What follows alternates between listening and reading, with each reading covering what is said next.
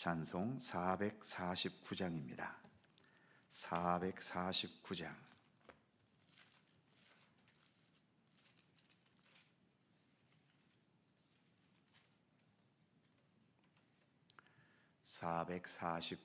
함께 찬송합니다. 예수 따라가며 복음 순종하면 우리 행할 길 완하겠네. 주를 의지하며 순종하는 자를 주가 늘 함께 하시리라.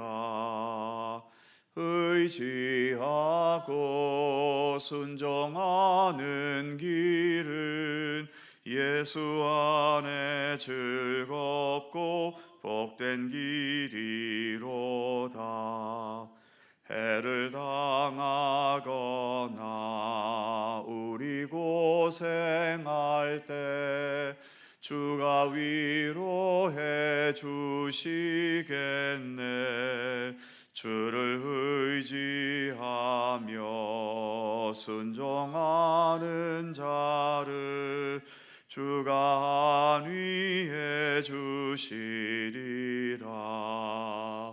의지하고 순종하는 길은 예수 안에 즐겁고 복된 길이로다. 남의 짐을 지고 슬픔 위로하면 주가 상급을 주시겠네. 주를 의지하며 순종하는 자를 항상 복 내려 주시리라. 의지하고 순종하는 길은 예수 안에 즐겁고 복된 길이로다. 우리 받은 것을 주께 다 드리면 우리 기쁨이 넘치겠네.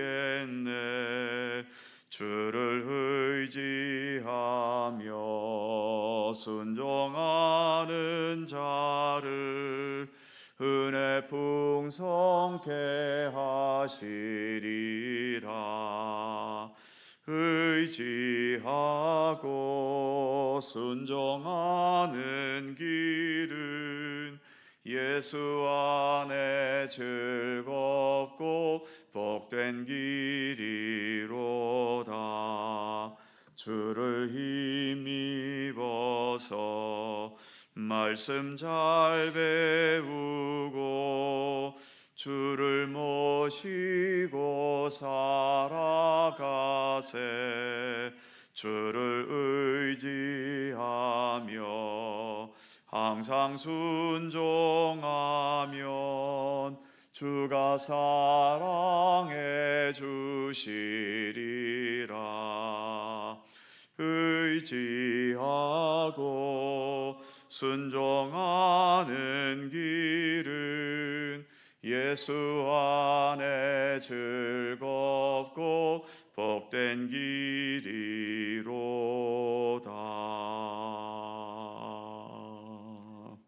아멘. 사사기 13장 21절입니다. 사사기 13장 21절에서 마지막 25절까지의 말씀입니다. 교독하시죠. 제가 먼저 21절 읽습니다.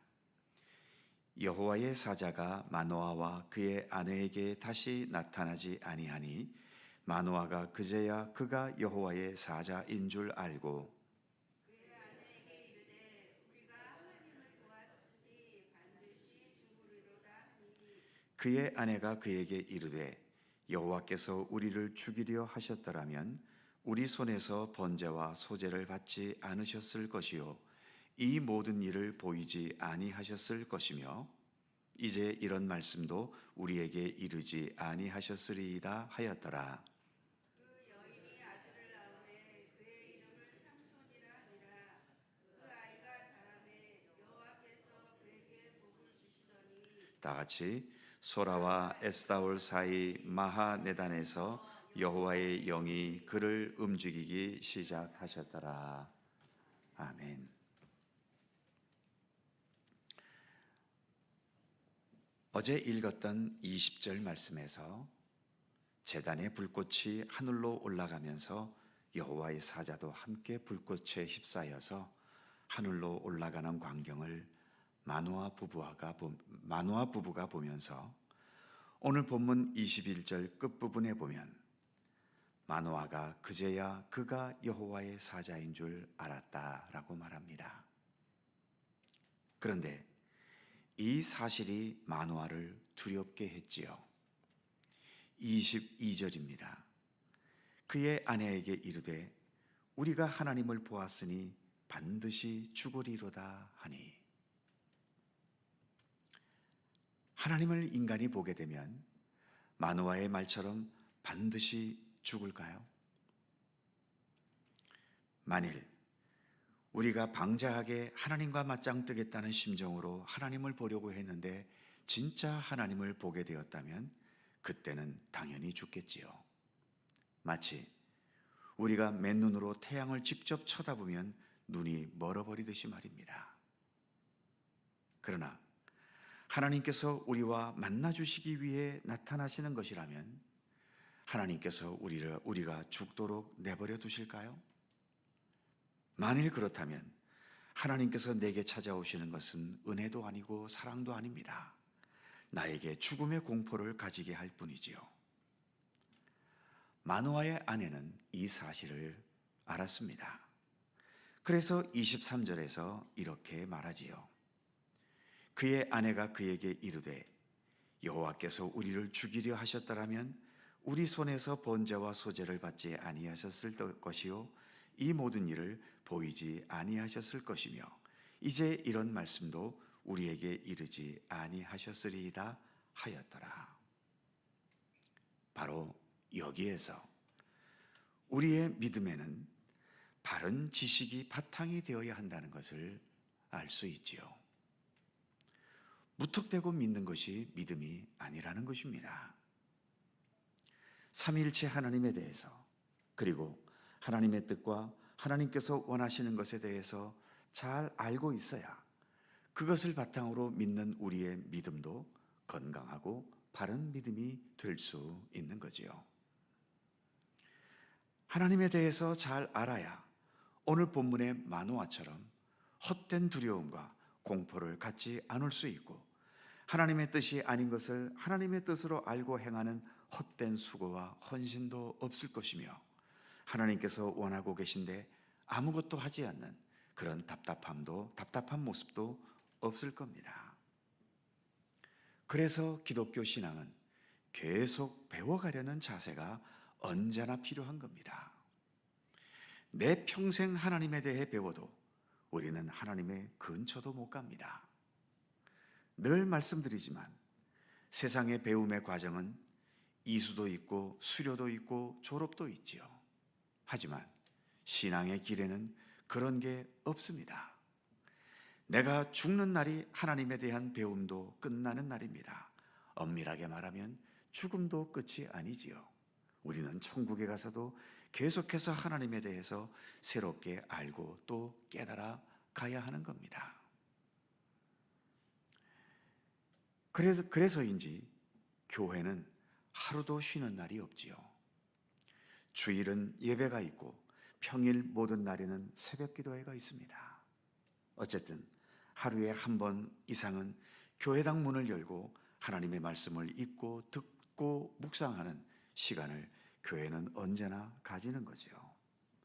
하나님에 대한 배움을 하루도 쉴 수 없기 때문입니다. 이제 24절에 이르면 여호와의 사자의 예언대로 마노아의 아내가 아들을 낳았고 그 이름을 삼손이라고 했지요. 24절 후반부에 이렇게 말합니다.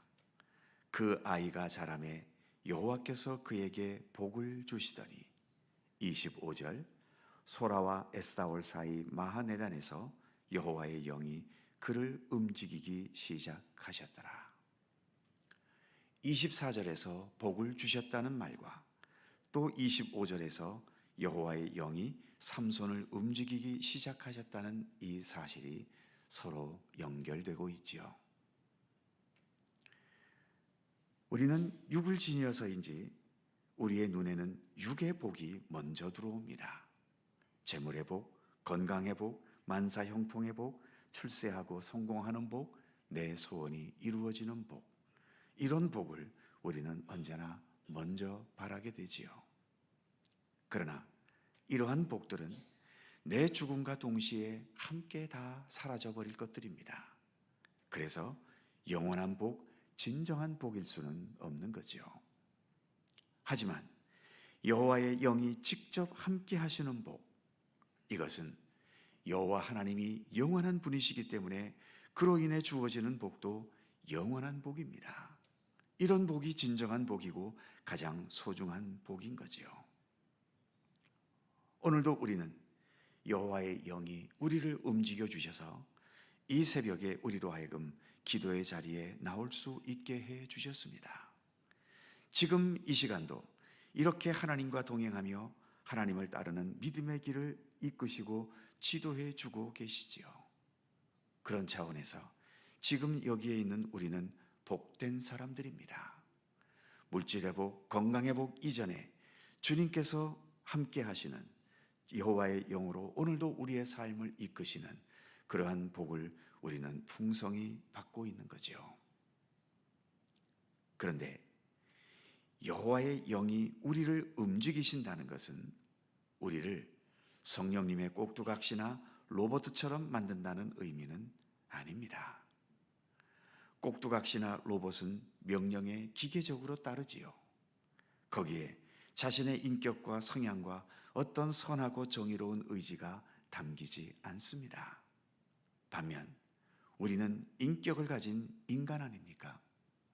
하나님께 순종한다는 것은 억지로 떠밀려 질질 끌려가듯이 그렇게 순종하는 것이 아니라 하나님을 믿고 하나님을 따르려는 믿음의 의지와 주님의 뜻대로 살아가려는 순종의 의지와 또 그런 의지를 가질 수 있도록 하나님을 사랑하고 하나님께 감사하는 마음, 이 모든 것들이 합쳐지면서 하나님의 뜻을 기꺼이 행하고 기쁨으로 순종하게 되는 것, 바로 이것이 진정한 순종인 것이죠.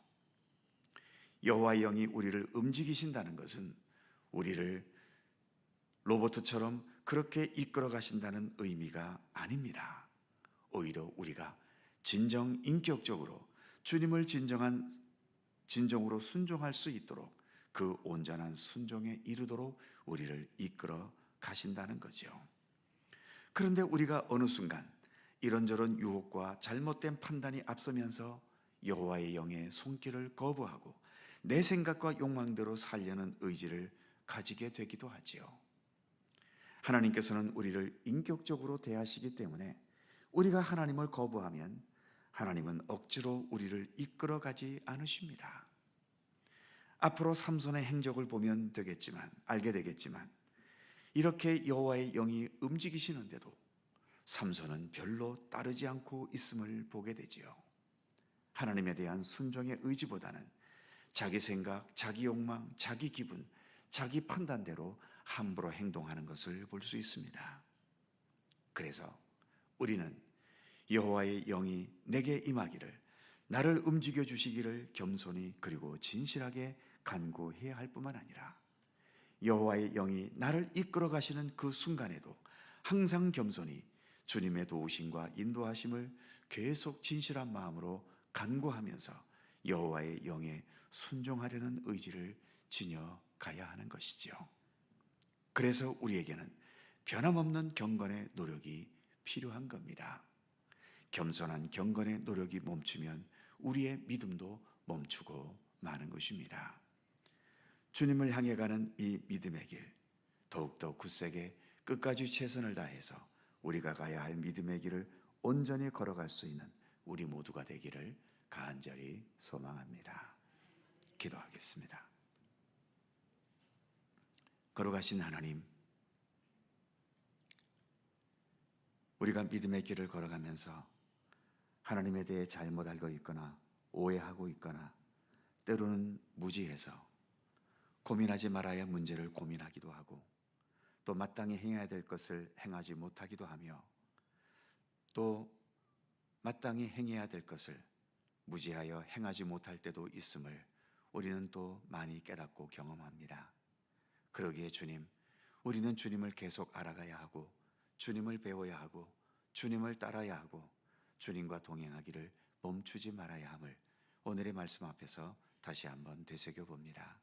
하나님, 저희들에게 주님을 끝까지 믿고 의지하고 배울 수 있는 그러한 겸손한 믿음의 의지를 더하여 주시옵소서.